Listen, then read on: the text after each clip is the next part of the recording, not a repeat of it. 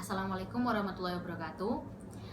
Di sini saya akan presentasikan hasil kerja kelompok saya mengenai Puputan Margarana dan agresi militer Belanda.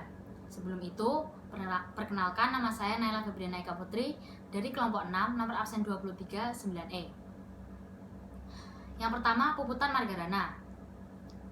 Pertempuran Puputan Margarana merupakan salah satu pertempuran antara Indonesia dan Belanda dalam masa Perang Kemerdekaan Indonesia yang terjadi pada 20 November 1946. Pertempuran ini dipimpin oleh Kepala Divisi Sunda Kecil Kolonel I Gusti Ngurah Rai. Latar belakang Perjanjian Linggarjati.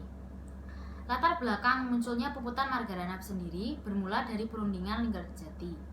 Pada tanggal 10 November 1946, Belanda melakukan perundingan Linggarjati dengan pemerintah Indonesia. Salah satu isi dari perundingan Linggarjati adalah Belanda mengakui secara de facto Republik Indonesia dengan wilayah kekuasaan yang meliputi Sumatera, Jawa, dan Madura. Selanjutnya, Belanda diharuskan sudah meninggalkan daerah de facto paling lambat tanggal 1 Januari 1949. Pada tanggal 2 dan 3 Maret 1949, Belanda mendaratkan pasukannya kurang lebih 2.000 tentara di Bali yang diikuti oleh tokoh-tokoh yang memihak Belanda. Tujuan dari pendaratan Belanda ke Bali sendiri adalah untuk menegakkan berdirinya negara Indonesia Timur. Pada waktu itu, Letnan Kolonel I Gusti Ngurah Rai yang menjabat sebagai Komandan Resimen Nusa Tenggara sedang pergi ke Yogyakarta untuk mengadakan konsultasi dengan markas tertinggi TRI, sehingga dia tidak mengetahui tentang pendaratan Belanda tersebut. Di saat pasukan Belanda sudah berhasil mendarat di Bali, perkembangan politik di pusat pemerintahan Republik Indonesia kurang menguntungkan akibat perundingan Linggarjati, di mana Pulau Bali tidak diakui sebagai bagian wilayah Republik Indonesia. Pada umumnya, rakyat Bali sendiri merasa kecewa terhadap isi perundingan tersebut karena mereka merasa berhak masuk menjadi bagian dari negara Kesatuan Republik Indonesia. Terlebih lagi, ketika Belanda berusaha membujuk Letnan Kolonel I Gusti Ngurah Rai untuk diajak membentuk negara Indonesia Timur. Untung saja ajakan tersebut ditolak dengan tegas oleh I Gusti Ngurah Rai. Bahkan dijawab dengan perlawanan bersenjata pada tanggal 18 November 1946. Pada saat itu, I Gusti Ngurah Rai bersama pasukannya Ciung Manara berhasil memperoleh kemenangan dalam penyerbuan ke Tangsi NICA di Tabanan. Karena geram, kemudian Belanda mengerahkan seluruh kekuatannya di Bali dan Lombok untuk menghadapi perlawanan I Gusti Ngurah Rai dan rakyat Bali. Selain merasa geram terhadap kekalahan pada pertempuran pertama, ternyata pasukan Belanda juga kesal karena adanya konsolidasi dan pemusatan pasukan Ngurah Rai yang ditempatkan di Desa Adeng, Kecamatan Marga, Tabanan, Bali. Setelah berhasil mengumpulkan pasukannya dari Bali dan Lombok, kemudian Belanda berusaha mencari pusat kedudukan pasukan Ciung Manara. Puncak peristiwa. Pada tanggal 20 November 1946, I Gusti Ngurah Rai dan pasukannya Ciung Manara melakukan long march ke Gunung Agung ujung timur Pulau Bali. Tetapi di tengah-tengah perjalanan, pasukan ini dicegat oleh serdadu Belanda di Desa Marga, Tabanan, Bali. Tak pelak, pertempuran sengit pun tidak dapat diindahkan, sehingga sontak daerah Marga yang saat itu masih dikelilingi ladang jagung yang tenang berubah menjadi pertempuran yang menggemparkan dan mendebarkan bagi warga sekitar. Bunyi letupan senjata tiba-tiba serentak mengepung ladang jagung di daerah perbukitan yang terletak sekitar 40 km dari Denpasar itu. Pasukan pemuda Ciung Manara yang saat itu masih belum siap dengan persenjataannya tidak terlalu terburu-buru menyerang serdadu Belanda. Mereka masih berfokus dengan pertahanannya dan menunggu komando dari I Gusti Ngurah Rai untuk membalas serangan.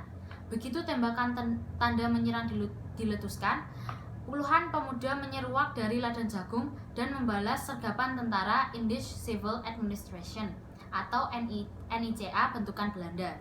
Dengan senjata rampasan, akhirnya Ciung Manara berhasil memukul mundur serdadu Belanda.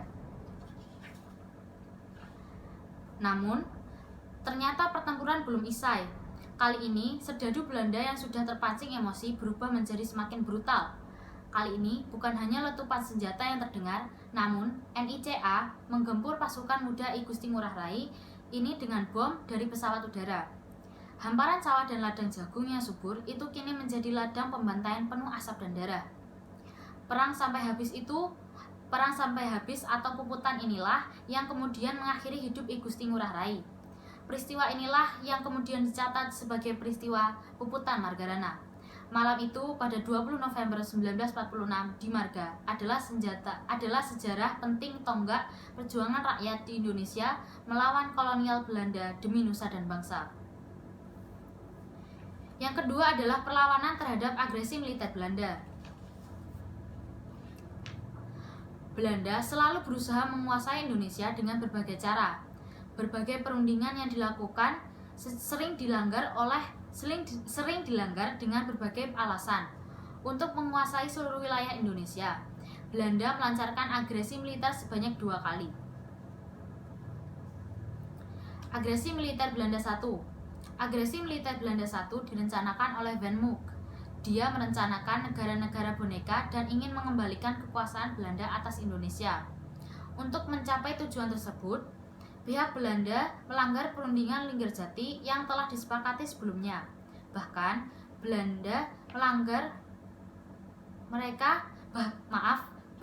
mereka menyobek kertas penjajian tersebut. Kemudian pada tanggal 21 Juli 1947, Belanda melancarkan aksi militer pertama dengan target utama kota-kota besar di Pulau Jawa dan Sumatera. Pasukan TNI yang tidak pernah menyangka akan terjadinya agresi militer Belanda itu tidak siap untuk menghadang serangan yang datangnya secara tiba-tiba.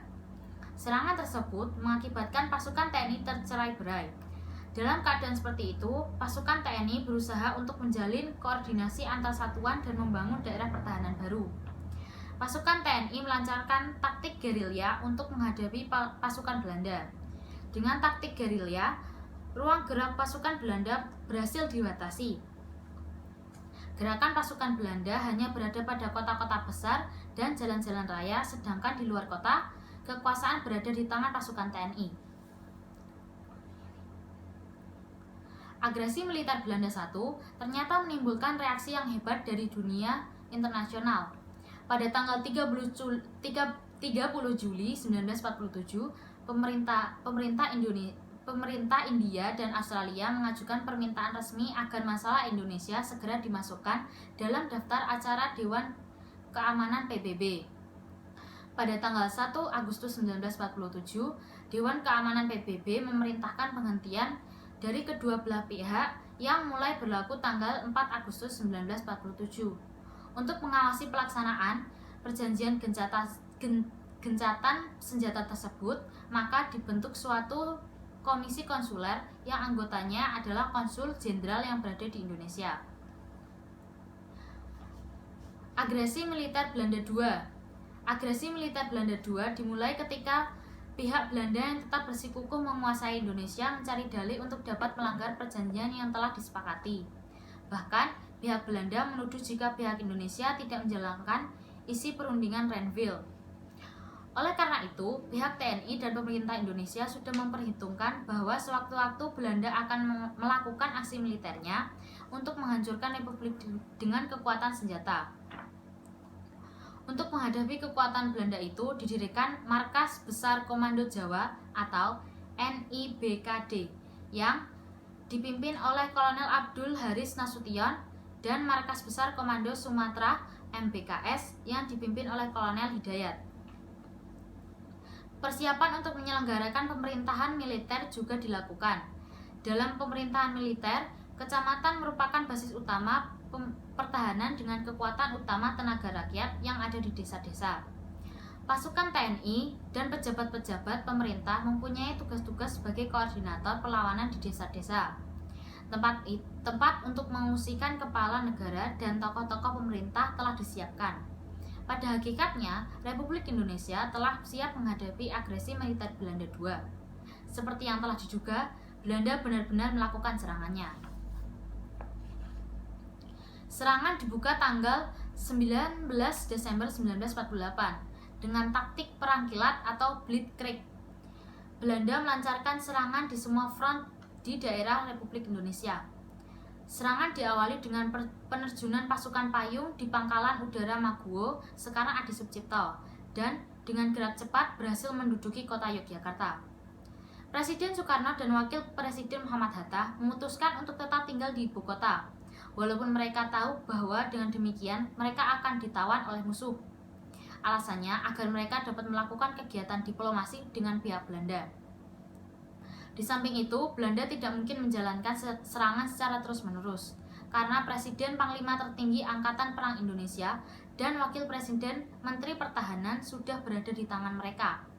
Sementara itu, beberapa bulan sebelum Belanda melakukan serangan terhadap di kota Yogyakarta, Jenderal Sudirman, Panglima Besar Angkatan Perang, menderita sakit paru-paru yang sangat parah sehingga harus dirawat di rumah sakit dan kemudian dirawat di rumah.